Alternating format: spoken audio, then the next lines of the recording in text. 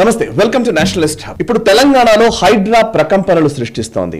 ఇదొక హైడ్రామా మాత్రమేనని విపక్షాలు విమర్శిస్తూ ఉంటే, ఇంకోవైపు అధికార పక్షమేమో చాలా గొప్ప కార్యక్రమం చేస్తున్నామని, హైదరాబాద్ లో చెరువులను ఆక్రమించుకున్న నేపథ్యంలో చాలా మంది ఆక్రమణలు ఉన్న నేపథ్యంలో వాటి నుండి తొలగించి మళ్ళీ పునరుద్ధరింపజేసే ఒక పరిస్థితికి తీసుకొస్తామని అధికార పక్షమేమో చాలా అద్భుతంగా దీన్ని కొనియాడుతోంది.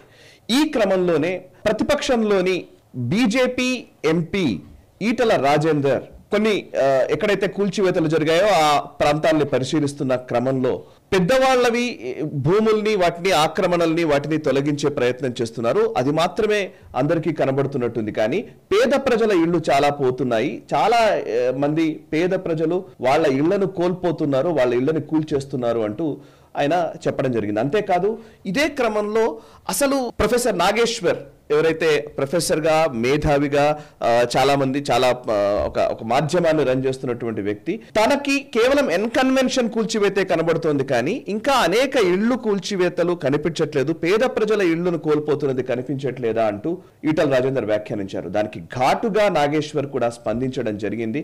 ఘాటుగా అంటే ఇక ఈటల రాజేందర్ ని ఒక ఇంతకాలం వచ్చినటువంటి అనేక అంశాల గురించి కూడా ఆయన ప్రస్తావిస్తూ బీజేపీ గురించి లేకపోతే ఈటల రాజేందర్ గురించి అనేక సవాళ్లు వ్యాఖ్యలు చేస్తూ ఆయన కూడా స్పందించారు. సో ఇప్పుడు ఇక్కడ హైడ్రా గురించి ఒకసారి మనం మాట్లాడాలి. అసలు బీజేపీ స్టాండ్ ఏంటి హైడ్రా విషయంలో, అండ్ బీజేపీ నాయకులు ఏమనుకుంటూ ఉన్నారు, హైడ్రాకి సంబంధించి ప్రస్తుతం అధికార పార్టీ చేస్తున్న వాటిల్లో ఉన్న లోపాలు ఏంటి, అండ్ ఒకవేళ లోపాలు ఉంటే వాటిని సరిదిద్దుకోవాల్సిన బాధ్యత లేదా, అండ్ ఈటల రాజేందర్ వ్యాఖ్యల్ని ఎలా చూడాలి, మిగతా బీజేపీ నాయకులు చేస్తున్న వ్యాఖ్యల్ని ఎలా చూడాలి, హైడ్రా వల్ల ప్రజలకు లాభమా నష్టమా, ఎవరికి లాభం ఎవరికి నష్టం, ఇట్లాంటి అంశాల గురించి మనం డిస్కస్ చేయబోతున్నాము.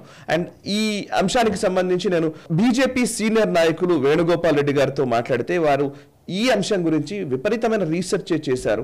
అండ్ చాలా సంవత్సరాల నుంచి వారు సుమారు 40 ఏళ్లుగా రాజకీయ రంగంలో ఉన్నారు. భారతీయ జనతా పార్టీ క్షేత్రస్థాయి నుంచి పనిచేసినటువంటి వ్యక్తి, అండ్ గ్రామాల్లోని పరిస్థితి కావచ్చు అనేక అంశాల గురించి పూర్తి అవగాహన ఉన్నటువంటి వ్యక్తి. సో అందుకే వేణుగోపాల్ రెడ్డి గారితో ఈ అంశం గురించి మనం మాట్లాడడం పోతున్నాము. అండ్ చాలా విషయాలు ఈ హైడ్రా గురించి ఇప్పటి వరకు చర్చలో లేని అంశాలు ఈ చర్చలో వస్తాయని నేను ఖచ్చితంగా భరోసాగా చెప్పగలను. సో వేణుగోపాల్ రెడ్డి గారు నమస్కారం సార్. ఫస్ట్ వేణుగోపాల్ రెడ్డి గారు, చాలాసార్లు మీతో మాట్లాడిన ప్రతిసారి ఈవెన్ ఫార్ములాస్ అప్పటి నుంచి కూడా ఈవెన్ నేషనలిస్ట్ ప్రేక్షకులకు కూడా తెలుసు, వివరంగా అనేక అంశాలని ఒక రకంగా చెప్పాలంటే క్లియర్ థాట్స్ తోటి ముందుకు వెళ్లే వ్యక్తి మీరు. బీజేపీ పార్టీలో ఉన్నప్పటికీ కూడా చాలా విషయాల పట్ల అవగాహన విషయంలో న్యూట్రల్ గానే ఆలోచిస్తారు.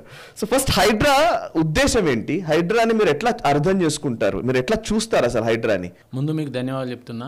ఎందుకంటే నేషనలిస్టిక్ హబ్ ద్వారా వాస్తవ విషయాలు దాదాపు నేను అనుకుంటా మీ 20 లక్షల వ్యూవర్స్ ఉండొచ్చు, ప్రజలకు పోవాలనే దాని కొరకు నేను మీరు ఆహ్వానించగానే వచ్చాను. మీకు ధన్యవాదాలు. కాబట్టి ఈరోజు వాస్తవ విషయాలు ప్రజల ముందు ఉంచాల్సిన అవసరం ఉంది. రాజకీయాలు పక్క పెడదాం, వాస్తవం ఇది అని పెట్టాలి. ఈ హైడ్రా అనేది పదం కొత్తది. ఎందుకంటే ప్రభుత్వంలో విజిలెన్స్ ఎన్ఫోర్స్మెంట్ అనేది ప్రతి డిపార్ట్మెంట్కి ఉంటుంది. ఎలక్ట్రిసిటీకి విజిలెన్స్ ఎన్ఫోర్స్మెంట్ ఉంటుంది, బిల్లులు వసూలు కాకపోతే విజిలెన్స్, తర్వాత కాంట్రాక్ట్ ఫీల్డ్లో ఉంటుంది, అది R&B కానీ అట్లాంటి వాటికి కానీ, రెవెన్యూకి ఉంటుంది. అదేవిధంగా హైదరాబాద్ మున్సిపల్ కార్పొరేషన్ కూడా ఒక ఎన్ఫోర్స్మెంట్ ఉంటుంది, విజిలెన్స్ ఎన్ఫోర్స్మెంట్. ఆ విజిలెన్స్ ఎన్ఫోర్స్మెంట్ ఇన్ని రోజులు కూడా ఉన్నది, ఇప్పుడు ఏం కొత్తది కాదు. దాన్ని ఇప్పుడు ఈ రూపకంగా హైడ్రా అనే పేరు మీద మార్చిన. హైడ్రా అంటే ఇప్పుడు హైదరాబాద్కు సంబంధించిన ఈ అసెట్స్ని కాపాడేందుకు, దీన్ని డిజాస్టర్ మేనేజ్మెంట్ కింద తీసుకొని ఆ అసెట్స్ని కాపాడేందుకు ఒక ఏజెన్సీని పెట్టారు వీళ్ళు. సంతోషం, స్వాగతిద్దాం, దాన్ని తప్పులేదు. ఎందుకంటే ఒక మంచి ఉద్దేశంతో పెట్టినప్పుడు మనం కూడా స్వాగతించాలి, రాజకీయాలు పక్క పెడదాం. అయితే ఇక్కడ 2 విషయాలు ఉన్నాయి. ఒకటి, ఇప్పుడు ఆల్ ఆఫ్ ఏ సడన్గా హైడ్రాను తీసుకొని వచ్చి సిటీలో నేను పాజిటివ్గా చెప్తున్నాను అనుకున్నాను, కూల్చేస్తాం చెరువులు, వాళ్ళు 4-5 అంశాలు వాళ్ళు పెట్టుకున్నారు ప్రిన్సిపల్గా. సీఎం గారు మాట్లాడిందే చెప్తాను. ముందు ఆక్రమణకు గురైన ఏవైతే చెరువులు కుంటలు ఉన్నాయో నాలాలు, వాటిని మేము సేవ్ చేస్తామని ఫస్ట్ పాయింట్ చెప్పారు. రెండోది ఏం చెప్పారు, బఫర్ జోన్ చెప్పారు. బఫర్ జోన్లో కూడా ఉన్న వాటిని కూడా సేవ్ చేస్తాం, బఫర్ జోన్లో ఉన్నది తీసేస్తాం. మూడోది ఏం చెప్తున్నారు వాళ్ళు, నాలాలు చెప్తున్నారు. చెరువులు కుంటలుండే FTL నాలాలు ఆక్యుపై చేసిన వాటిని కూడా తొలగిస్తాం, దాటిని కాపాడుతాం. ఫ్లడ్ వచ్చినా కూడా ఎవరు మునగకుండా దాన్ని క్లియర్ అయ్యేటట్టు చేస్తామని మూడోది. నాలుగోది, ప్రైవేటు భూములలో పర్మిషన్ లేకుండా కట్టుకున్న వాటికి. ఐదవది, ప్రభుత్వ భూములను ఆక్రమించి కట్టిన బాబతి.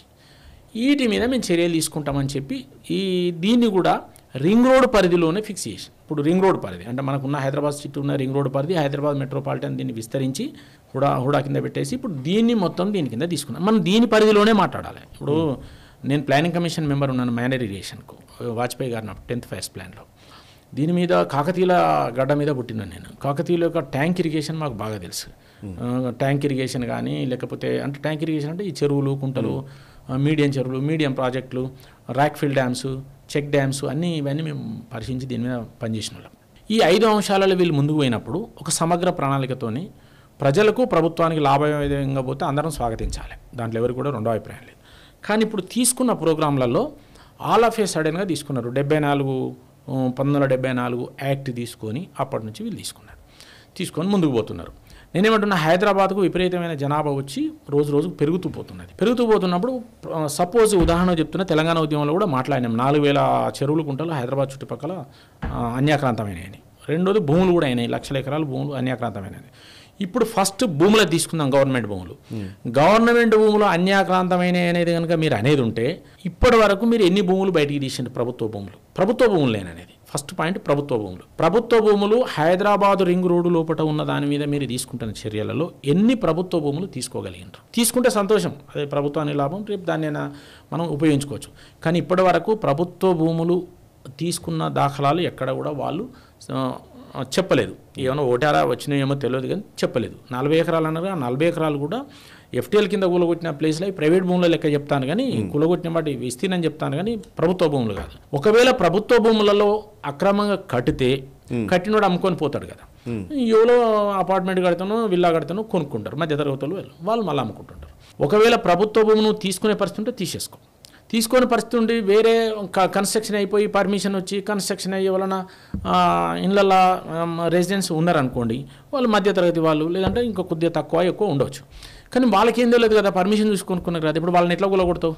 కాబట్టి అలాంటప్పుడు అసలు ఓనర్ ఎవడో ఆ దుర్మార్గం చేసి వాడిని తీసుకొచ్చి వాడిని పనిష్మెంట్ వాడిని ప్రాసిక్యూట్ చేయి, దాన్ని రెగ్యులరైజ్ చేయి. ఇది ఒకటి ఫస్ట్ పాయింట్. సెకండ్, దానికి ప్రణాళిక ఏం చెప్పలేదు. రెండోది, మీరు అక్రమంగా కూలగొట్టినవి, అక్రమంగా కట్టినవి, ప్రైవేట్ భూములలో అక్రమంగా కట్టినవి కూడా కూలగొడతామన్నారు. అక్రమంగా కట్టిన వాటి రెగ్యులరైజేషన్ చేయి, ప్రభుత్వానికి డబ్బులు వస్తాయి. భూమి అయితే వాళ్ళదే కదా, అక్రమంగా కట్టింది అనుకో, నువ్వు రెగ్యులరైజ్ చేయి. నువ్వు ఎల్ఆర్ఎస్ బీఆర్ఎస్ తీసుకొస్తున్నావు కదా, ఎల్ఆర్ఎస్ అంటే ఇల్లీగల్ లేఅవుట్లన్నీ పైసలు తీసుకొని నువ్వు రెగ్యులైజ్ చేస్తా అంటున్నావు. ఓ 2 అంతస్తులకు పర్మిషన్ తీసుకొని 4 అంతస్తులు కొడితే ఆ 2 అంతస్తులకు కూడా రెగ్యులరైజ్ చేస్తున్నావు డబ్బులు తీసుకొని బీఆర్ఎస్ కింద. అట్లనే ఇల్లీగల్ కన్స్ట్రక్షన్స్ ప్రైవేట్ భూములలో వాళ్ళు కట్టుకుంటే దాన్ని రెగ్యులరైజ్ చేయి, మీకు ఆదాయం వస్తుంది. ఆ కట్టినోడు వెళ్ళిపోతాడు, ఎవరికి అమ్ముకుంటారు, దాన్ని టెన్షన్ పెట్టాల్సిన అవసరం లేదు, ప్రభుత్వానికి ఆదాయం వస్తుంది. మూడవది, బఫర్ జోన్. నాలాలు ఎప్పటి నుంచో దశాబ్దాల నుంచి ప్రజలు వస్తూ మామూలు మధ్యతరగతి పేద ప్రజలు ఆ పక్క పుంటి వీళ్ళు కొనుక్కొని అనుమతులు తీసుకొని కట్టుకున్నారు. అయితే ఇప్పుడు ఆల్ ఆఫ్ ఏ సడన్గా అనుమతులు ఉన్నా మంచిదే మేము కూలగొడతామంటే, ఇప్పుడు నేనేమంటాను, ఒక ప్రభుత్వం అనుమతులు ఇచ్చినప్పుడు ఈ ప్రభుత్వం అనుమతులు లెక్క చేయకపోతే మరి ప్రజలు ఏ అనుమతులు తీసుకుంటే పర్మనెంట్ ఉంటుంది? ఏ అనుమతులను నమ్మాలి? ఒక ప్రభుత్వం ఇచ్చింది కరెక్ట్ కాదన్నప్పుడు మరి ఏ ప్రభుత్వం అయితే దేన్ని నమ్మాలి? మీరు కోర్టు పోకుండా ఆల్ ఆఫ్ ఏ సడన్గా అందులో ఉన్న సామాను కూడా తీసుకోకుండా, అందులో ఉన్న ఏదైనా విలువైన సామాను కూడా తీసుకోకుండా ఆల్ ఆఫ్ ఏ సడన్ పోయి మీరు టకటక్ కూలగొట్టేస్తే ఆ వస్తువులు డ్యామేజ్ అవుతున్నాయి, ఆ మిషనరీ ఉంటే డ్యామేజ్ అవుతుంది, ఏది ఉన్నది డ్యామేజ్ అవుతుంది. ఎట్లా అది కూలగొడతావు? నీ చట్టబద్ధత ఎక్కన్నది దానికి? నేనేమంటున్నా, నువ్వు కూలగొట్టదలుచుకుంటే నాలా కనుక ఆక్యుపై చేస్తే పేదలు ఉంటేనో వాళ్ళకి ప్రత్యామ్నాయం చూపించు, మేము వద్దంటలేము, ప్రత్యామ్నాయం చూపించు మునుగుతున్నది అనుకున్నప్పుడు. లేదు అది చట్టబద్ధంగా ఉంటే వాళ్ళు నోటీసులు ఇచ్చి దాన్ని ఆల్టర్నేట్ చూడండి. కాబట్టి అధికారులు ఇచ్చిండ్రు, గత ప్రభుత్వాలలో దాన్ని ఆమోదించారు. అక్కడ లోకల్ కార్పొరేటర్, లోకల్ శాసనసభ్యులు వాళ్ళు కూడా సపోర్ట్ చేసి ఉంటారు. హైడ్రా మొత్తంలో ఒక్క విషయం చెప్తాను, 2 విషయాలు చెప్పి ముగిస్తాను నేను. అంటే ఇది అయిపోతుంది. అంటే ఇది ఒకటి అయిపోయింది, నాలాది బఫర్. ఇక ఏది చెరువులు కుంటలు ప్రధానమైన అంశం, అందుకే లాస్ట్కి ఈ చెరువులు కుంటలు ఏవైతే ఉన్నాయో హైదరాబాద్ రింగ్ రోడ్ లోపల ఏదైతే ఉన్నాయో కొన్ని వందలు ఉన్నాయి కదా, ఇవి నేనేమంటున్నా అంటే ఇప్పుడు అవి చెరువులు ఆయకట్టు లేదు వాటి కింద. చెరువు దాని యొక్క ప్రయోజనం ఏముంటుందంటే ఫస్ట్ ఇరిగేషన్, దాని కింద ఎక్కడ కూడా ఇరిగేషన్ లేదు, అని సిటీ వచ్చేసింది, చేంజ్ ఆఫ్ ల్యాండ్ కింద వాళ్ళు కన్వర్ట్ చేసిండ్రు, లేఅవుట్ చేసిండ్రు, ఇండ్లు కట్టేసిండ్రు, అపార్ట్మెంట్లు కట్టేసిండ్రు. నేనేమన్నా అంటే ఇంతకుముందు మేము చెప్పినాం, మీరు చెరువులు కుంటలు తెంపొద్దు, కట్టలు బ్రీచ్ చేయొద్దు అనే దాని మీద ఒక జీవో ఉంది. దాన్ని ఎన్హాన్స్ చేసి మేము ఏం చెప్పినామంటే 15 ఏళ్ల కింద ఏం చెప్పినామంటే, నేను ప్లానింగ్ కమిషన్ మెంబర్ ఉన్నప్పుడు ఇక్కడ గవర్నమెంట్ అసెంబ్లీ కూడా మా వాళ్ళు మాట్లాడినారు, మీరు చేంజ్ ఆఫ్ ల్యాండ్ ఇవ్వకంటే అగ్రికల్చర్ ల్యాండ్ కదా, కానీ అది చేయలేదు, అది పోయింది. ఇప్పుడు అగ్రికల్చర్ ల్యాండ్ పోయింది, అగ్రికల్చర్ లేదు చెరువులకి. రెండోది ఏంది, ఫిషరీస్, చేపలు పెంచుకునేందుకు కొన్ని సామాజిక వర్గాలకు, అది కూడా ఇప్పుడు ఆ మురికి నీరు వస్తుంది కాబట్టి అవి కూడా ఉపయోగంగా లేకుండా పోయినాయి. మూడోది డ్రింకింగ్ వాటర్ కూడా ఉపయోగపడేది, ఎందుకంటే చుట్టూ బిల్డింగ్లు వచ్చి పైన కూడా బిల్డింగ్లు వచ్చి 4 షోర్ ఏరియాలో బిల్డింగ్లు వచ్చి పొల్యూషన్ వస్తుంది కాబట్టి హుస్సేన్ సాగర్ లాగా అయిపోయినాయి. దానికి కూడా పనికిరాదు. ఏదైనా పనికి వస్తే పర్కులేషన్ ట్యాంక్ కింద, అంటే దాన్ని నింపడం వల్ల గ్రౌండ్ వాటర్ రీఛార్జ్ అవుతుంది, పనికి వస్తాయి.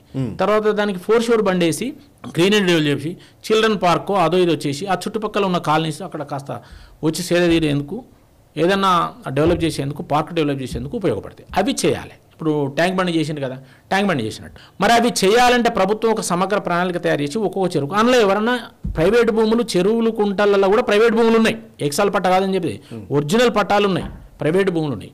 కొంతమంది పర్మిషన్ తీసుకొని కట్టుకున్నారు. సుప్రీంకోర్టు ఏం చెప్పిందంటే ప్రైవేట్ భూములు, చెరువులు, కుంటలలో ఉంటే వాటిని మీరు ముట్టుకోవద్దు, సుప్రీంకోర్టు ఆర్డర్. దానికి మీరు FTL ఫిక్స్ చేయండి. FTL అంటే ఎట్లా చేయాలి, FTL ఎట్లా ఫిక్స్ చేయాలి, ఇప్పుడు అసలు సమస్య చెప్తున్నా, ఇది ఇంపార్టెంట్.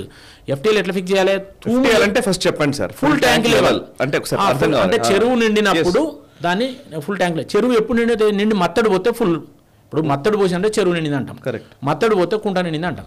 మత్తడి లెవెల్ ఎప్పుడైతే నీళ్ళు వచ్చి వలుగు పడుతున్నాయో ఆ లెవెల్కు, మత్తడి లెవెల్కి ఎక్కడికైతే నీళ్లు ఉంటాయో అది FTL ఫుల్ ట్యాంక్ లెవెల్. అక్కడ నువ్వు మార్కింగ్ చేయాలి. కానీ నేను చెప్తున్న హైదరాబాద్లో ఉన్న ఈ కుంటల చెరువులు అన్నిటి కూడా శాస్త్రీయంగా, టెక్నికల్గా ఒక్క FTL ఫిక్స్ చేయాలి. నీళ్ళు వచ్చినప్పుడు టక్కన పోయినారు, ఆ నీళ్ళు ఉన్న కాడ పెట్టిన పోయినారు. కానీ తప్పు. ఇప్పుడు కనుక మనం ఆ FTL ప్లానే ఇప్పటి వరకు ప్రభుత్వం డిస్ప్లే చేయలేదు. ఎంత దుర్మార్గం అంటే చేయలేదు. నువ్వు ఒక చెరువు దగ్గరికి పోదాం, ప్రతిపక్షాలను తీసుకో, లేదంటే ఒక అపోజిషన్ పార్టీలను తీసుకో, పో. ఎక్కడన్నా నీ శాస్త్రీయంగా, టెక్నికల్గా సుప్రీంకోర్టు చెప్పినట్టు FTL ఉందా అని నేను అడుగుతున్నా. నువ్వు FTL ఫిక్స్ చేసిన తర్వాత FTL అవుతున్నా అంటే మళ్ళీ FTL ఎట్లా అంటావు? FTL ఫిక్స్ చేసిన తర్వాత బఫర్ జోన్ పెడతారు, సర్వీస్ రోడ్ వేసుకుంటారు, డ్రైన్ పెడతారు, ఇవన్నీ కూడా ప్రైవేట్ ల్యాండ్సే. నువ్వు ప్రైవేట్ ల్యాండ్స్లలో నువ్వు ఇవన్నీ పెట్టినప్పుడు వాళ్ళు ల్యాండ్ ఎక్వేషన్ కింద పైసలు ఎందుకు ఇవ్వవు? సిటీలో 200-300 గజాలు ఉండి చిన్న చిన్న వాళ్ళు ఉంటారు కదా. ఇప్పుడు నువ్వు FTL పెట్టినావు, FTL పెడితే అక్కడ చెరువు అయిపోయింది, అందులో ఉన్న ప్రైవేట్ ల్యాండ్స్ ఉంటాయి, వాటికి ఇవ్వవు నువ్వు. మరి బయట నువ్వు పెడుతున్నావు కదా, FTL అవతల పెడుతున్నావు కదా బఫర్ జోను. FTLలో కూడా బఫర్ జోన్ ఉండదు, అవతల బఫర్ జోన్ అంతా ప్రైవేట్ ల్యాండ్ కదా. దానికి ఎందుకు నువ్వు ల్యాండ్ ఎక్వేషన్ కింద పైసలు ఇవ్వవు? అన్న కట్టుకుంటే పని కూలగొడతావు, ఇవాళ కూడా కూలగొట్టిండ్రు. నేనేమంటా, నువ్వు ఎక్కడ చట్టబద్ధత ఉన్నది ప్రభుత్వానికి అని నేను అంటున్నా. అట్లాంటి ఇప్పుడు అసెంబ్లీ కూలగొట్టాలి, నాలా పక్కకు ఉన్నది. అట్లాంటి సెక్రటరియట్ కూడా హుస్సేన్ సాగర్లో ఉన్నది, NTR ఘాట్ ఉంది, చాలా ఉన్నాయి, రింగ్ బాండ్ ఉన్నది. ఇట్లా ప్రభుత్వానికి చెప్తే ఇప్పుడు అట్లాంటి 1 కింద 2000 ఎకరాలు ఉంది విమానాశ్రయంలో. కాబట్టి ప్రభుత్వమే తప్పులు చేసుకుంటూ, ప్రభుత్వమే చట్ట వ్యతిరేకంగా ప్రవర్తించుకుంటూ, ఇవాళ సామాన్య ప్రజలు మాత్రం చట్టాన్ని అంటే ఎట్లా అంటే మేము అట్లని ఇప్పుడు చెరువులు, కుంటలను సేవ్ చేయద్దు అంటలేం, చెయ్యి. ఇప్పుడు నువ్వు కూలగొడితే ఒక్కొక్క దాంట్లో ఎంతమంది పనిచేస్తారు, ఎంతమంది దాని మీద ఒక ఇండస్ట్రీ కావచ్చు, ఒక సంస్థ కావచ్చు, ఇంకేదైనా కావచ్చు, 100 మంది దాని మీద ఆధారపడి జీవిస్తున్నారు, ఎంప్లాయ్మెంట్ ఉంది, ట్యాక్స్ కడుతున్నారు. మరి అదంతా పోయినప్పుడు నీ ప్రభుత్వానికి, ప్రజలకు వచ్చే లాభం ఏదో కూడా చూపించాలి కదా నువ్వు. ఇప్పుడు FTL కింద నువ్వు ఏం చేస్తున్నావు, బంద్ చేస్తావు, అందులో ఏమన్నా ఉంటే కూలగొడతావు. నేనేమన్నానంట, ఒకటి చిన్నది ఉన్నదనుకో, దాన్ని సేవ్ చేసి ఏం చేయాలంటే దాని నుంచి ట్యాక్స్ తీసుకో, దాని నుంచి కొంత పెనాల్టీ, అట్లా ఒక్కొక్క దానికి ఒక రకంగా చేసి ప్రభుత్వానికి ఆదాయం వచ్చేటట్టు చేసి ఆ చెరువులు, కుంటలన్నింటి కూడా రింగ్ బాండ్ చేసి వాటిని డెవలప్ చేసి దానికి కావాల్సిన నిధులు అక్కడి నుంచే సేకరించి ఏదైనా ఒక సమగ్ర ప్రణాళికతో చేస్తే మాకెవ్వరికి అభ్యంతరం లేదు. కానీ ఉట్టిగానే పోయి ఎవరైతే వాళ్ళని నోటీస్ లేకుండా, వాళ్ళ సామాన్ తీసుకోకుండా ఏది పడితే అది కూలగొడితే ఇలా పోయి కూలగొట్టిండ్రు దగ్గర, ఇక్కడ విమానాశ్రయం దగ్గర ఏదో చెప్పిన పేరు. ఆడొక ఆమె వచ్చి నా కొడుకు క్యాన్సర్ ఉంది, మేము కొనుక్కున్నాము, ఇది చిన్న ఇండస్ట్రీ, అది దాని మీద బతుకుతున్నాము, మీరు టైం ఇస్తే మేము 2 రోజుల్లో సామాన్ తీసుకుంటామంటే కూడా ఈయనకుంటా కూడా ఆమె ఏడుస్తున్నది, కూలగొట్టేసిండ్రు. అంటే ఇది ఎట్లా మా ప్రభుత్వం చట్టబద్ధత అవుతుంది? నువ్వు నోటీస్ ఇచ్చి, ఇప్పుడు కోర్టు కూడా మనం బ్యాంక్ లోన్ తీసుకుంటాం, నీకు జప్తు చేసి ఆల్ ఆఫ్ ఏ సడన్ నోటీసులు ఇస్తుంది, చెప్పుతుంది. అయితే కోర్టు ఏమన్నా స్టే ఇస్తుందో అని వీళ్ళు చేస్తారు. అంటే కోర్టును నమ్మవా నువ్వు? అంటే న్యాయస్థానం నమ్మవా? అంటే న్యాయ వ్యవస్థను ధిక్కరిస్తావా? మీరు ఇచ్చిన పర్మిషన్స్ ధిక్కరిస్తారా? మీరు ఇచ్చిన దాన్ని నోటీస్ ఇవ్వకుండా ఇల్లీగల్గా చేస్తారా? మీరు చేస్తే ఇల్లీగల్, వాళ్ళు చేసింది ఇల్లీగల్ అన్నప్పుడు మీరు చేసేది కూడా ఇల్లీగలే కదా, చట్టబద్ధత కాదు కదా. మేము వాటిని అడుగుతున్నాం, అంతేగాని నువ్వు ప్రభుత్వ భూములను సేవ్ చేద్దాని అంటలేం. ప్రభుత్వ భూములు కాపాడు, నువ్వు ఎంక్రోచ్ చేసినవి తీసుకో, తీసుకునే పరిస్థితి లేకుండా అమాయకులు ఉంటే వాళ్ళ దగ్గర నుంచి అసలు ఓనర్ని పట్టుకుని వానికి ఏమైనా పెనాల్టీ, జైలుకు పంపు, మనం అద్దంటలేం. చెరువులు, కుంటలను దాన్ని సేవ్ చేయి, ఏ రకంగా ఉపయోగపడితే ఉపయోగం చేయి, అక్కడ ఉన్న వాళ్ళకు ఏ విధమైన చేయాలి. ఇప్పుడు ఉదాహరణ దుర్గం చెరువు ఉన్నది, 160 ఎకరాలు అంటారు, 100 ఎకరాలు కొన్ని దశాబ్దాల నుంచి లేఅవుట్ లైన్లు కట్టుకున్నారు. ఇప్పుడు వాళ్ళందరికీ నోటీస్ ఇస్తే వాళ్ళు ఎడిపోతారు, రిటైర్మెంట్ స్టేజ్లో ఉన్నారు. ఉదాహరణ చెప్తున్నా, ప్రభుత్వాలే ఇచ్చినాయి కదా, ఏం మాట్లాడతాం దాని మీద? వాళ్ళు ఏమంటారు, అరే మేము ఇన్ని రోజుల నుంచి ఉంటున్నాం, 20 ఏళ్ళు 30 ఏళ్ళు. అసలు నీకు 12 years ఉంటే ప్రైవేట్ వానికి టెనెంట్ యాక్ట్ అమలు అవుతుంది. కాబట్టి ఏది లేకుండా ఉట్టిగానే భయభ్రాంతులకు గురి చేసి మా ఇష్టం ఉన్నట్టు చేస్తాం, మేము ఏదైనా చేస్తామని చేస్తే కరెక్ట్ కాదు. కానీ ఇది ఒక హీరోయిక్ అప్రోచ్ లాగా చూసే వాళ్ళు కూడా ఉన్నారు కదా. అంటే లేదంటే ఇట్లా అసలు ఒకసారిగా మొత్తం చెరువులు కుంటలు ఇవన్నీ కూడా పరిరక్షించబడతాయి, అక్రమాల కట్టడాలు అన్ని కూడా పోతాయి అన్న భావనను బిల్డ్ చేశారు కదా. సరే, ఇప్పుడు స్వయంగా ముఖ్యమంత్రి గారే అమెరికాకు పోయో ఎక్కడికో పోయి పెట్టుబడులు రాండి అని చెప్పి వాళ్ళకు ఎలక్ట్రిసిటీ ఇచ్చి భూములు ఇచ్చి నీళ్ళు ఇచ్చి మనం రమ్మంటాం ఎంప్లాయ్మెంట్ కొరకు, అంతేనా? మరి ఇవాళ మీరు చేసే పని ఏంది? ఉన్నోని తీసి పారేయడం. అరే నువ్వు అక్రమంగా ఉంటే సక్రమం చేయబోయి మేము వద్దంటలేం, రెగ్యులరైజ్ చేయి, ఇన్కమ్ వచ్చేటట్టు చూడు, కొన్ని తప్పనిసరి అయితే తీసి వద్దంటలేం. కానీ పేద ప్రజలను మాత్రం పేద ప్రజలు మధ్యతరగతి ప్రజలకు వాళ్ళను కాపాడాలి. వాళ్ళకి ఎందుకంటే వాళ్ళు ఇక్కడ తీసేస్తే ఎక్కడికో పోలేరు, కాబట్టి వాళ్ళకి ఆల్రెడీ చెప్పి ఇప్పుడు మూసీ నది పొంటి ఉన్నారన్నారు, 25,000 మంది అన్నారు. అవును, నువ్వు ఇప్పుడు నీ ఎన్నికల మేనిఫెస్టోలో పేదలను ఉద్ధరిస్తాం, ఇందిరామ ఇల్లు కడతామని, ఇప్పుడు ఇల్లును కూడా బీగితే వాళ్ళు ఎక్కడికి పోవాలి? కట్టు మరి 25,000 ఇండ్లు కట్టినాక వాళ్ళకి అలా పంపి మూసీ నది ప్రక్షాళన చేయి. కానీ నువ్వు అవి ఏం చేయకముందే బయటికి పంపిస్తాను నేను అంటే పేదలకు ఇండ్లు కడతామన్న వాళ్ళు ఇండ్లు కూడా కొడితే ఎట్లా? కాబట్టి మేము మాట్లాడేది పేదల పక్షాన, మధ్యతరగతి పక్షాన, పర్మిషన్ తీసుకొని అమాయకులు కొనుక్కొని కట్టుకున్న వాళ్ళ పక్షాన మాట్లాడతాను, వాళ్ళని కాపాడాలని మాట్లాడతాను, వాళ్ళని ఇబ్బందులు పెట్టాడని మాట్లాడతాను. మేము ప్రభుత్వ భూములు అన్యాక్రాంతం అయితే తీసుకోవద్దని మాట్లాడతలేము, లేదా చెరువులు అన్యాక్రాంతం అయితే వాటిని పునరుద్ధరించొద్దని మేము మాట్లాడతలేం, వాటి గురించి మాట్లాడతలేము. నాలాల అన్యాక్రాంతం అయితే వద్దని చెప్తలేం మేము. అవన్నీ ఏ పద్ధతిలో చేయాలో చేయండి, కానీ దాంట్లో ఎవరైతే ప్రజలు సఫర్ అవుతారో అమాయకులు వాళ్ళని ఎట్లా కాపాడాలనేది ఒక ప్రణాళిక తయారు చేయండి అని మేము చెప్తున్నాం. తప్ప ఇది మేము ప్రజలకు ఇబ్బంది కాదు కదా, ఏ ప్రభుత్వం ప్రజల కొరకే ఉన్నది కదా. ఇప్పుడు ప్రజాస్వామ్యంలో అందరూ ఓటు కొరకే మాట్లాడతారు, మరి వాళ్ళందరూ ఎట్లా వచ్చిండ్రు? నీ ఓటు బ్యాంక్ రాజకీయాల కొరకు ఏది చేసినా అక్కడ ఉన్న స్థానిక కార్పొరేటరో ఎమ్మెల్యేలో వాళ్ళో ఎంపీలో కాంప్రమైజ్ అయితేనే కదా వచ్చింది, అధికారులు కూడా చెప్తేనే కదా పర్మిషన్ ఇచ్చింది. నువ్వు పర్మిషన్ ప్రభుత్వం ఇచ్చిన పర్మిషన్లు గుర్తించకపోతే గౌరవించకపోతే ఎట్లా? అది మేము అంటున్నాం. కాబట్టి ఆ రకంగా మేము ఆక్రమణలకు కానీ అన్యాయాలకు కానీ చెరువుల కుంటలకు కానీ ప్రకృతి విధ్వంసానికి కానీ మేము వ్యతిరేకం కాదు, కానీ దాన్ని ఓ పద్ధతిలో చేయమని చెప్తున్నాం. ఇది ఫస్ట్ మేము చెప్పేది. అంతేగాని స్వయంగా మీరు నేనే ఒక్కనే చేసేస్తున్నా నాతోనే అంత అయిపోతుంది. ఒకసారి దశాబ్దాల నుంచి కట్టుకున్నోని కూడా ఇవాళ నోటీసులు పోయినాయి, 100 నోటీసులు 1000 నోటీసులు పోతున్నాయి. దాదాపు సిటీలో లక్షల మంది ఆందోళనకు గురవుతున్నారు. హైకోర్టు అడిగింది లక్షల ఇండ్లు అవన్నీ గులగొడతామంటే వీళ్ళు ఆన్సర్ ఇవ్వలేదు. నీ చట్టబద్ధత ఏంది నీ హైడ్రాకు అంటే మళ్ళా చీఫ్ సెక్రటరీ తెల్లారి హైకోర్టు అడిగిన తెల్లారి కూర్చుని అన్ని డిపార్ట్మెంట్లో ఒక హైడ్రాకి అప్పచెప్తామని చెప్పి దానికో స్పెషల్ మళ్ళీ ఆర్డర్ జీవోని ఏదో తీసుకొస్తున్నారు. మేమేమంటున్నామంటే చేయండి, మీరు చట్టబద్ధంగా ఏదైనా చేయండి, మంచి చేయండి, ప్రతిపక్షాలు కూడా మీకు సపోర్ట్ చేస్తాయి. కానీ మీరు ఒక హిపోక్రసీతోని హీరోయిజంతో ఇవి చేయడం వల్ల ఏమవుతుందంటే అమాయకులు బలవుతారు, సామాన్య ప్రజలు బలవుతారు. సో ఇప్పుడు మరి ఈటల రాజేందర్ గారు కూడా అక్కడికి పోయి మాట్లాడినప్పుడు ఆయన ఇదే మాట చెప్పారు, పేద ప్రజల పక్షాన మేము కొట్లాడుతున్నామని చెప్పారు. కాంగ్రెస్ నుంచి పెద్దగా విమర్శ రాలేదు, కానీ ప్రొఫెసర్ నాగేశ్వర్ గారు దాని మీద విపరీతమైన వ్యాఖ్యానమే చేశారు. అంటే చాలా ఘాటుగానే ఆయన రియాక్ట్ అయ్యారు. సో డెఫినెట్లీ ఇప్పుడు మీరు కూడా చాలా సందర్భాల్లో డిబేట్స్లో వాటిలో పాల్గొని ఉంటారు కదా. ఇప్పుడు చర్చ అంతా కూడా ఎట్లా అయిపోయిందని అంటే ఎవరు కరెక్ట్ ఎవరు తప్పు, ఎవరు కరెక్ట్ పేదల పక్షాన మాట్లాడుతున్నారు, ఎవరు పేదల పక్షాన మాట్లాడట్లేదు అన్న దగ్గరికి వెళ్ళిపోతుంది కదా. సో బీజేపీ దీన్ని ఎట్లా చూస్తుంది అంటే ఇప్పుడు ప్రొఫెసర్ నాగేశ్వరరావు గారు ఏ ప్రభుత్వం ఉంటే ఆ ప్రభుత్వానికి అనుకూలంగా మాట్లాడడం వారికి అలవాటు. నెంబర్ 1. ఎవరంటే మొన్నటిదాకా కేసీఆర్తో అనుకూలంగానే మాట్లాడాడు, ఎన్ని చేసినా ఆయన విమర్శలే అనుకూలంగానే మాట్లాడాడు, జగన్మోహన్ రెడ్డి కట్నే మాట్లాడాడు, ఇవాళ మళ్ళీ ఇంకో పార్టీ కట్నే. అయితే మొన్న వారు మాట్లాడిన దాంట్లో ఒక 2-3 విషయాలు అభ్యంతరకరమైన మాట్లాడాడు. ఏం మాట్లాడాడు? రాబిన్హుడ్ అని మాట్లాడాడు. రేవంత్ రెడ్డి రాబిన్హుడ్ లాంటాడు, అన్ని గూలగొడుతున్నాడు, బ్రహ్మాండంగా చేస్తున్నాడు సిటీని అన్నాడు. తప్పులేదు, నువ్వు చేస్తాను మెచ్చుకున్నావు, ఓకే, దానికి మాకు అభ్యంతరం లేదు. నువ్వు రాబిన్హుడ్ ఆయన ఎప్పుడైతే మెచ్చుకున్నావో మరి ఇందులో పేదలకు నోటీసులు పోతున్నాయి, చట్టబద్ధంగా కట్టుకున్నలో పోతున్నాయి, దాని గురించి ఎందుకు మాట్లాడలేదు? ఇప్పుడు దాని గురించి నువ్వేం మాట్లాడలే కదా.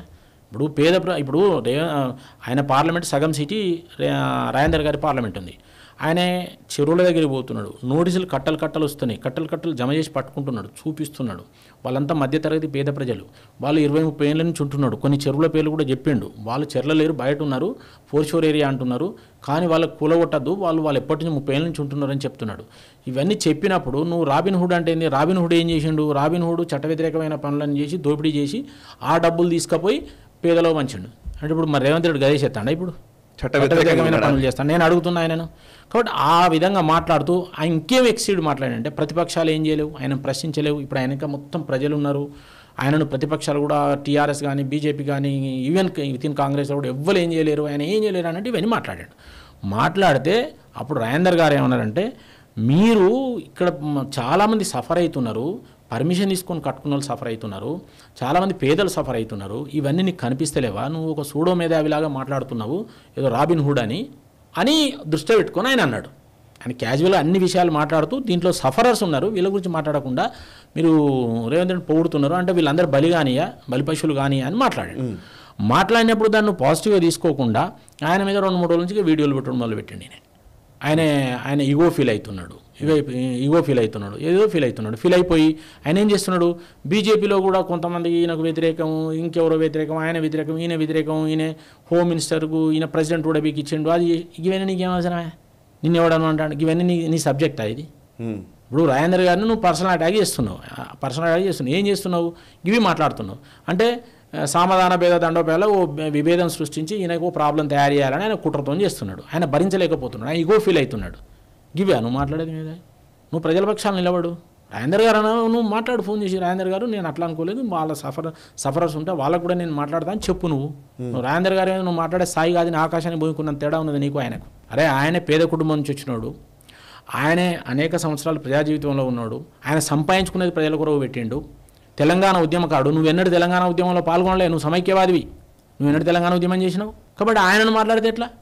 ఆయన తెలంగాణ కొరకు పోరాడిండు, ఆయన ఆస్తులు పడగొట్టుకున్నాడు. ఆయన కేసీఆర్ ఉన్నప్పుడు ఆయన ఆర్థిక మంత్రి ఏం మాట్లాడినా ఇప్పుడు రికార్డు తీసి చెప్పు అంటే నీకు చెప్తాం, రా డిబేట్ కూడా చెప్తాం ఏం మాట్లాడినా. ఎందుకు బయటికి పోవాల్సి వచ్చింది? ఆయన మంత్రి పదవి ఉండగానే కదా పోయింది, ఆయన వదిలేసి రాజీనామా చేసిపోయాడు కదా. మరి దేని కొరకు పోయాడో నీకు తెలియదా? ఆయన 100 సార్లు చెప్పిండు, బై ఎలక్షన్ గెలిచిండు కదా. నువ్వు ప్రూవ్ చేస్తావా? లేకపోతే ఎవరినో ఓడించడానికి ప్రయత్నం చేసినా నువ్వు ప్రూవ్ చేస్తావా? ఇవన్నీ ఒక అవగాహన లేని విషయాలు, ఒక స్థాయి తగ్గి మాట్లాడడం. అసలు ఆయన గురించి ఎక్కువ మాట్లాడదని మాకున్నది, మీరు అడిగిన కాబట్టి నేను మాట్లాడుతున్నా. అంటే కాదు, ఎందుకంటే బీజేపీలో ఇంటర్నల్ రిఫ్ట్ల గురించి మాట్లాడుతున్నారు. అరే బీజేపీ ఇంటర్నల్ నీకెందుకు బాబు? నువ్వేనాడు ఆర్ఎస్ఎస్ బీజేపీ సింపదైజర్ అయినావు? ఎవరు? నాగేశ్వర్, నువ్వేనాడు సింపదైజర్ అయినావు అన్నా? నువ్వు ఎప్పటి మూలం విమర్శించడం కదా, నువ్వేనాడు సింపదైజర్ అయినావు? మాకు మా పార్టీ బాగోగుల గురించి నువ్వెందుకు మాట్లాడు? మా పార్టీల పంచాయతీల గురించి నీకెందుకు? ఆర్ఎస్ఎస్ సమర్థించేది ఆ వ్యతిరేకత నీకెందుకు? అరే నువ్వు ఇంట్లో కొంతమంది వ్యక్తుల పేర్లు తీసుకుని నేను వ్యతిరేకంగా ఉన్నారు, ఆయనకు వ్యతిరేకంగా ఉన్నాడని, హోమ్ మినిస్టర్ చెప్పాడు, అవన్నీ నీకెందుకు అంటున్నా? విత్ ఇన్ పార్టీల విషయాలు ఎన్నో జరుగుతాయి, ఎన్నో పోతాయి, ఏవో వస్తాయి, ఏవో పోతాయి. నీకెందుకు అవన్నీ? నీ సబ్జెక్ట్ కాదు అది, నీ సబ్జెక్టే కాదు. అంటే నువ్వు ఎంత ఫ్రస్ట్రేషన్కి వచ్చినావు, ఎంత ఈగో ఫీల్ అవుతున్నావు, అంటే మీలోపో ఈగో ఎంత ఉన్నది అనేది ఇప్పుడు అర్థమవుతున్నది. నువ్వు అవి మాట్లాడకు, నువ్వు ఆయన సబ్జెక్టు మాట్లాడు. నేను పర్సనల్గా మాట్లాడలే, ఆయన సబ్జెక్టు మాట్లాడాడు. పేదలకు అన్యాయం జరుగుతుంటే మీరు మెచ్చుకుంటున్నారు అంటే ఒకప్పుడు ఈయన కూడా ప్రజల పక్షాన మనిషి అనుకుని ఫీల్ అయింది కాబట్టి ఆయన అన్నప్పుడు అట్లా కాదే నువ్వు సవరణ చెప్పాలి. లేదు నా ఉద్దేశం కూడా అది కాదు, ప్రజలకు నష్టం జరిగితే నేను కూడా నీతో నిలబడతా అని చెప్పాలి, మీకు సంస్కారం ఉంటే. కానీ ఆయన నువ్వు పర్సనల్ విషయాలు తీసుకొని మాట్లాడతాడు. ఆయనకి ఏమున్నది పర్సనల్ విషయాలు చెప్పండి, ఆయనకి ఏం లేదు. ఆయనకు నువ్వు మాట్లాడేందుకు రమ్మను. తెలంగాణలో ఎక్కడికి పోయినా ఆయన బ్రహ్మరథం పడతారు ప్రజలు. 10 మందికి అన్నం పెట్టే చేయి, రోజుకు 100 మందికి అన్నం పెడతాడు ఆయన. కాబట్టి నువ్వు నీ యొక్క ఇగోను సాటిస్ఫై చేసుకున్నందుకు ఎలా మాట్లాడుతున్నావని నేను అంటున్నా. అది తప్ప ఇప్పుడు లేకపోతే ఏదో అన్ని పిచ్చి అని మాట్లాడతాడు ఆయన. విత్ ఇన్ పార్టీల విషయాలు నీకేం సంబంధమే? కిషన్ రెడ్డి గారిని ఓడించాలనుకున్నాడు, అంటే ఆయన ప్రూవ్ చేస్తాడా? ఇప్పుడు కిషన్ రెడ్డి గారిని ఈయనను 2-3 ఎంపీలు అంటే ఇది ఆయనే పూర్తిగా ఫ్రస్ట్రేషన్కి వచ్చి మాట్లాడతారు. కరీంనగర్ లో ఏ బీజేపీ నాయకుడిని అడిగినా ఎవరిని అడిగినా చెప్తారు. అండ్ ఈటల రాజేందర్ గారు ఇంత గతంలో లెఫ్ట్ బ్యాక్గ్రౌండ్ నుంచి వచ్చిన వ్యక్తి, ఆయన మురళీధర్ రావు గారు ఇవన్నీ చెప్పారు. మీరు 40 ఏళ్ళకి ఉన్నారు కదా బీజేపీలో, అవన్నీ మాట్లాడిన మురళీధర్ రావు గారి గురించి మాట్లాడాడు, బండి సంజయ్ గారి గురించి మాట్లాడాడు, వీళ్ళందరికీ సపోర్ట్ చేయలేదు. ఆయన ఏందే మా పార్టీ ఏమన్నా సమీక్ష మీటింగ్లో వచ్చి ఇవన్నీ చెప్పిండా? నాకు బీజేపీలో చెప్తానంటాడు, ఇంకేదో అంటాడు. అరే నువ్వు ప్రూవ్ చేస్తావా ఇవన్నీ? అచ్చా నా పార్టీ నిన్నేమన్నా వేసిందా? ఇవన్నీ మా సెంట్రల్ పార్టీ నేను ఇవన్నీ ప్రూవ్ చేయమని ఏమైనా చెప్పిందా? ఇవన్నీ పరిశీలించమని చెప్పిందా? పిచ్చి అని మాట్లాడతాడు. ఆయన ఎందుకు చేస్తాడు? ఆయన ఓడియాలి, ఈయన ఓడియాలి, ఆయన చేస్తావు చెప్పు. ఇవన్నీ ఒక అవసరం లేని విషయాలు, అనవసరమైన విషయాలు. ఒక పార్టీలో ఒక ఆయన ఓడిపోవాలని ఒక ఆయన పోయి చెప్తే ఓడిస్తారా? ప్రజలు ఓట్లేస్తారు. కాబట్టి ఇవన్నీ సందర్భం లేని విషయాలు, ఇవి అవసరం లేని విషయాలు. దీనికి ఎక్కడ కూడా ప్రూఫ్ ఉండదు. ఆయన ఈర్ష్యతోని, జలసీతోని ఆయనను ఒక మాట అన్నందుకు అది 10 సార్లు ఎమ్మడించుకుంటుండు. ఏది సూడో మేధావి అనేందుకు చచ్చిపోతున్నాడు ఆయన. దాని గురించి పించుకొని ఇవన్నీ మాట్లాడతాడు. అయితే దాంట్లో ఈయన డిజార్డర్లా మాట్లాడతాడు. ఆయన స్థాయిలో డిజార్డర్ పోయి మాట్లాడదు. విత్ ఇన్ పట్ల 100 ఉంటాయండి. నీకు ఎందుకు అదంతా? ఆయన వీళ్ళని ఓడియాలని, వాళ్ళని ఓడియాలని, ఇది చేసిండు, అది చేసిండు, ఆయన బాగా పీడిఎస్లో అన్నీ అవును పని చేసిన తప్పేంది? మనిషి మారడా? పెరుగుతాడు. అవును ఈ పార్టీలు ఇప్పుడు మా బీజేపీలో ఉన్న వాళ్ళందరూ ఈ పార్టీలో పుట్టి పెరిగిన వాళ్ళే ఉంటారా? ముఖ్యమంత్రుల కాంచి, మంత్రుల కాంచి, కేంద్ర మంత్రుల కాంచి ఈ మధ్యలో వచ్చిన వాళ్ళు కూడా ఉన్నారు. ఉన్నారా లేదా? ఎంతమంది ఎగ్జాంపుల్ లేరు? మా అస్సాం ముఖ్యమంత్రి అయ్యాడు, వచ్చిన కాంగ్రెస్ నుంచి వచ్చిన ముఖ్యమంత్రి అయ్యాడు. రాజకీయాల్లో ప్రజాస్వామ్యంలో నచ్చిన పార్టీకి పోతారు, నచ్చింది అంటుంటారు. వాళ్ళ ఎఫిషియన్సీని బట్టి వాళ్ళకు పార్టీ ప్రమోషన్ ఇస్తుంది. వాటికనే తీసుకోదు కదా పార్టీ, వాళ్ళకి ప్రజాబలం ఉంటేనే తీసుకుంటుంది కదా. ఈ మాత్రం నీకు తెలియకపోతే ఎట్లా? ఈ మాత్రం తెలియదు. పార్టీలో ఉన్న వాళ్ళు ఉంటారు. పార్టీని స్ట్రెంథెన్ చేయాలంటే ఎంతోమంది వస్తేనే స్ట్రెంథెన్ అవుతుంది కదా. ఎంతోమంది వస్తేనే అవుతుంది, వాళ్ళకున్న ప్రజాబలం పార్టీకి తోడవుతుంది కదా. మా పార్టీలో ఇప్పుడు అట్లంటే మన 9 మంది రాజేందర్ గారే టీఆర్ఎస్ని తీసుకొచ్చిండు. ఆయన ఏ బట్టి ఎవరు చేరతలేడు అంటాడు, ఇంకేదో అంటాడు. 9 మందిని ఆయనే తీసుకొచ్చిండు, టికెట్లు ఇచ్చిండ్రు, 8 మంది గెలిచిండు మేము. ఆయన ఎమ్మెల్యేలు గెలవలేదు, ఈయన చేయబట్టే అంటాడు.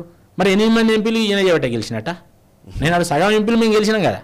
కాబట్టి ఒక అర్థం పర్థం లేకుండా ఆయన పూర్తిగా దిగజారి మాట్లాడుతున్నాడు. ఆయన స్థాయిగా తగదు. కాబట్టి ఇవాళ కొంతమంది మాట్లాడుతున్నారు. ఇప్పుడు దిగజారి మాట్లాడదు. బిస్కెట్ మేధావులు అని ఒక టాక్ ఉంది. బిస్కెట్ మేధావులాగా వ్యవహరించద్దు గంతే. సరే, నేను ఆ టాపిక్ అది కాదులేండి. బట్ హైడ్రా గురించి కూడా మాట్లాడాలి. ఇది ఇప్పుడు హైడ్రా అనేది కొత్తగా ఎందుకు వచ్చిందంటారు? ఈజ్ ఇట్ డైవర్షన్ పాలిటిక్స్ లో భాగంగా అని కూడా ఒక అభిప్రాయం వ్యక్తం చేస్తున్నారు కదా. సో ఓవరాల్ ఇప్పుడు నేనేమంటున్నా అంటే, ఇప్పుడు ఇందులో ప్రధానమైన విషయాలు 6 ఫార్ములాస్ వాళ్ళు అమలు చేయలేదు. 6 గ్యారెంటీలు అమలు చేయలేదు. వాస్తవం ఒక ఆ బస్సు ఫ్రీ అనేది తప్ప రైతులకు రుణమాఫీ పూర్తి కాలేదు. ఫస్ట్ నేను 1 by 1 చెప్తా, ఒక 5-6. ఫస్ట్ ఎస్ఎల్బీసీలో 71 లక్షల మంది రుణగ్రస్తులు అని చెప్పిండ్రు ఎన్నికల ముందు. రేవంత్ రెడ్డి గారు 64 లక్షల మంది అని చెప్పిండు. తర్వాత 49 లక్షల మంది అన్నారు. ఇప్పుడు 22 లక్షల మంది అని వాళ్ళే చెప్తున్నారు. దానికి 18,000 కోట్లు ఇచ్చినామంటున్నారు. 45,000 కోట్లు కావాలన్నారు. తర్వాత 35 అన్నారు, 36 అన్నారు, 30 తీసుకొచ్చింది. ఇప్పుడు ఆఖరికి 18,000. ఆ 18,000 కూడా ఒక మినిస్టర్ ఏమంటే 7,000 ఇచ్చినాం, ఇంకా పూర్తి ఇవ్వలేదు, పెండింగ్ ఉన్నాయి అంటాడు. ఒక ఆయన ఇంకా 15 లక్షల మందికి పే చేయాలంటాడు ఒక మంత్రి. 12,000 మందికి పే చేయాలంటాడు. ఇట్లా వాళ్ళ మినిస్టరే డిఫరెంట్ మాట్లాడతారు. రైతు బంధు ఎగ్గొట్టిండ్రు. రైతు బంధు 1,40,00,000 ఎకరాలకి ఇప్పుడు ఖరీఫ్లో రైతు బంధు ఇవ్వాలి. ఖరీఫ్ ఇప్పుడు అయిపోతున్నది, సెప్టెంబర్ ఎండింగ్తో అయిపోతున్నది. దానికి సుమారు 12,000 కోట్లు 11,000 కోట్లు ఇవ్వాలి రైతులకు. అది ఎగ్గొట్టింది కంప్లీట్. 1,40,00,000 ఎకరాలకు 70 లక్షల మంది రైతులకు రైతు బంధు ఎగ్గొట్టిండ్రు. దానికి ఇవాటి వరకు వాళ్ళ దగ్గర ఆన్సర్ లేదు. ఈ సీజన్ అయిపోయింది. నెక్స్ట్ ఇప్పుడు రుణమాఫీ పేరు మీద, అది రుణమాఫీ కూడా ఏం చేసిండ్రు? ఫస్ట్ అవన్నీ చెప్పలేదు. ఎల్టీ లోన్లు ఎగ్గొట్టిండు. అగ్రికల్చర్కు ఇంత బోర్ వేసుకుందాం, మనం పైప్ లైన్ వేసుకుందాం, మోటార్ తెచ్చుకుందాం తీసుకుంటే వాటికి ఇవ్వలేదు. ఇవాళ అగ్రికల్చర్ మీద గోల్డ్ పెట్టి తెచ్చుకుంటే వాటికి ఇవ్వలేదు. పరపతి లేదు రైతుకు. ఇవాళ మీరు ఇచ్చింది కుటుంబం బేస్ చేసిండ్రు. ఇప్పుడు మన కుటుంబంలో 2-3 లోన్ తీసుకున్నాం అనుకో, ముగ్గురు కలిసి 5 లక్షలు ఉంటే ముగ్గురు కలిపి 2 లక్షలు ఇచ్చింది. ఇప్పుడు సపోజ్ చెప్తున్నా. అంటే దీనివల్ల ప్రభుత్వం చీటింగ్ చేసినట్టే కదా రైతులందరినీ. నీకు 2 లక్షలు ఒక రైతుకు మాఫీ చేస్తాం బేషరతుగా అని చెప్పి ఇవన్నీ కండిషన్స్ పెట్టి 40,000-45,000 కోట్ల నుంచి నువ్వు ఇవాళ 18,000 కోట్లకు కుదించి దాన్ని మరిపించింది ఇదంతా. నువ్వు రైతులకు 500 రూపాయలు బోనస్ ఇస్తా అని చెప్పి నువ్వు మద్దతు రేటు మీద. పోయిన సీజన్ డిసెంబర్లో వీళ్ళు ప్రమాణ స్వీకారం చేసిండ్రు, ₹1 బోనస్ ఇవ్వలేదు. ఇప్పుడు మళ్ళీ సన్నవాడ్లకు అంటాడు. సన్నవాడ్లు ఈ మద్దతు రేటు మీద 500 కలుపుకున్నప్పుడు అంతకన్నా ఎక్కువ రేటు ఉంటుంది. అంతకన్నా ఎక్కువ రేటు ఉన్నప్పుడు నీకెందుకు ఇస్తాడు వాడు? ఇదే కొట్టేదందుకు. ఇది అయిపోయింది. 2,500 మహిళలకు ఇస్తా అన్నారు, అది ఇవ్వలేదు, అదే కొట్టిండ్రు. తర్వాత 4,000 రూపాయలు పెన్షన్ పెంచుతామన్నారు, 2,000 నుంచి 4,000, 3,000 6,000 చేస్తున్నారు, అది ఇవ్వలేదు. ఇలా చాలా ఉన్నాయి చెప్పుకుంటూ పోతే. వ్యవసాయ కార్మికులు 12,000 నెలకు 1,000 ఇస్తామన్నారు, అవి ఇవ్వలేదు. ఆటో కార్మికులకు 12,000 ఇస్తామన్నారు, నెలకు 1,000, అది ఇవ్వలేదు. ఇప్పుడు అట్లా చెప్పుకుంటూ పోతే అనేకమైనవి ఉన్నాయి, అవన్నీ ఇవ్వలేదు. తర్వాత ఫార్మా భూములు తీసుకుంటాం మేము రాగానే అని చెప్పిండ్రు. ఫార్మా భూములతో కాంప్రమైజ్ అయ్యారు, ఫార్మా భూములను పక్క పెట్టేసిండ్రు, వాళ్ళతో కాంప్రమైజ్ అయిపోయిండ్రు. కాళేశ్వరం దాని మీద డిబేట్ పెట్టిండు, సిబిఐకి అంటే ఇవ్వలేదు. ఇప్పటికీ దాని మీద ఒక మంత్రి, ఇరిగేషన్ మంత్రి ఏమంటాడు, అక్కడి వరకే కూలిన వరకే, అది కుంగిన వరకే చేయాలంటాడు, మొత్తం చేయాలని ఇంకో ముఖ్యమంత్రి అంటాడు. అది అట్లనే ఉన్నది. ఎలక్ట్రిసిటీ మీద శ్వేతపత్రం ఇచ్చిండ్రు, ఎలక్ట్రిసిటీ మీద కమిషన్ వేసిండ్రు, అది ఏం కాలేదు. గొర్రెల పెంపకం విషయం, గొర్రెల పంపిణీదారుల మీద కేసులు బుక్ అయినాయని చెప్పిండ్రు. ఆ కేసులు 1-2 అరెస్ట్ చేసిండ్రు. ఆ మంత్రి అరెస్ట్ చేస్తాను, మాజీ మంత్రిని అరెస్ట్ చేస్తానని అమెరికా వెళ్ళిపోయిండు. ఏం మాట్లాడుకున్నారో ఇప్పుడు అది పక్కకు పడేసిండ్రు. అంటే నువ్వు అంటే కొన్ని షాంపుల్ చెప్పినా అట్లా ఏమేమైతే మీరు మాట్లాడినరో అవన్నీ కూడా పక్కకు పెట్టేసి అవి మరిపించేందుకు ఇప్పుడు హైడ్రా తీసుకొచ్చిందని కొంతమంది అంటారు. రెండవది, బెంగళూరులో ఏం జరుగుతున్నది ఇప్పుడు? కర్ణాటక ప్రభుత్వం అవినీతి మీద మన ఒక మంత్రి రాజీనామా చేసిండు. ఆయన ట్రెజరీ నుంచి అఫీషియల్ డబ్బులు ఇక్కడికి 45,000 కోట్లు వచ్చినాయని మాట్లాడుతున్నారు. అవి బ్రాండ్ షాపులకు, బంగారం షాపులకు వచ్చి ఇక్కడ కాంగ్రెస్ నాయకులు ఇప్పించుకుంటారని చెప్తున్నారు. ఈడీ ఇక్కడికి రాబోతున్నదని అంటున్నారు. అందులో ఎవరు ఇస్తారో తెలియదే అంటున్నారు. ఇట్లా అనేకమైన అవినీతి కేసులు ఇట్లాంటివి వస్తుంటే వీటిని మరిపించేందుకు ఇవి చేస్తారనేది ఒకటి. రెండు, ఆర్థికంగా నిలదొక్కునేందుకు కేంద్రంలో ఎప్పటికప్పుడు కర్ణాటక ఇక్కడ 2 ప్రభుత్వాలే ఉన్నాయి కాబట్టి డబ్బులు కేంద్రానికి పంపాలి కాబట్టి ఆ ప్రెషర్ పెడుతున్నారు. ఉన్నారు, దానికి కొంత తెలంగాణను నుంచి కొన్ని సేకరించేందుకు చేస్తున్నారని కాంగ్రెస్లోనే టాక్ నడుస్తున్నది. ఏది నిజమా ఏది అబద్ధమా మనకు తెలియదు. ఇలాంటి టాక్స్ అన్నీ నడుస్తున్నాయి. తర్వాత డైవర్షన్ స్కీమ్ అనేది ఒకటి మాట్లాడుతున్నారు. రెండోది కొంత కేంద్రాన్ని మెప్పించుకొని తర్వాత అక్కడికి కావాల్సిన వనరులు వాళ్ళకు సమకూర్చి ఇవి చేయాలనేది కొంత అంటున్నారు. ఇట్లా రకరకాలుగా ఇవన్నీ ఉన్నాయి. కాబట్టి ఇవన్నిటిని అధిగమించేందుకు ఇది పట్టుకొచ్చానని పట్టుకొస్తే పట్టుకరాన్ని మేము ఇప్పుడు దీన్ని కూడా వ్యతిరేకిస్తలేం. కానీ దీన్ని ఒక ప్రణాళికాబద్ధంగా ఒక టెక్నికల్ సైడ్ అన్ని ఆలోచించి ప్రజలు నష్టం జరగకుండా ప్రభుత్వానికి ఆదాయం పెరిగే విధంగా మీరు కనుక చేసేది ఉంటే ఎవరికి అభ్యంతరం లేదు. Right sir, thank you very much Venugopal Reddy గారు. చాలా విషయాలు మీరు మాట్లాడారు. నిజంగా కొన్ని కొత్త పర్స్పెక్టివ్ అయితే వచ్చింది. Thank you very much. So చూసారు కదా, ఇది వేణుగోపాల్ రెడ్డి గారితో ప్రత్యేక చర్చ. హైడ్రా అనేది కేవలం డైవర్షన్ లాగా కనబడుతోందని, హైడ్రా నిర్ణయాలని ఎక్కడ ఏం వ్యతిరేకించట్లేదు, కానీ పేద ప్రజల విషయంలో మాత్రం ఖచ్చితంగా భారతీయ జనతా పార్టీ ఉంటుందని అదే కోణంలో ఈటల రాజేందర్ గారు మాట్లాడారని, దీని గురించి మాట్లాడుతున్న వాళ్ళు కొంచెం ఆచితూచి జాగ్రత్తగా అర్థం చేసుకొని వ్యాఖ్యానించాల్సిన అవసరం ఉందని హితవు పలుకుతూ ఉన్నారు వేణుగోపాల్ రెడ్డి గారు. ఈ వీడియో నచ్చితే లైక్ చేయండి, 10 మందికి షేర్ చేయండి. అండ్ మీ కమెంట్స్ ద్వారా కూడా వేణుగోపాల్ రెడ్డి గారి అభిప్రాయాలకు సంబంధించి మీ అభిప్రాయాన్ని కూడా వ్యక్తం చేయవచ్చు కమెంట్స్ ద్వారా. మనసా వాచా కర్మణ దేశహితం కోసం పరితపించే నేషనలిస్ట్ గ్రూప్ ఆఫ్ ఛానల్స్ ని కూడా సబ్స్క్రైబ్ చేసుకోండి. జాతీయవాద జర్నలిజాన్ని ప్రోత్సహించండి. Thank you very much.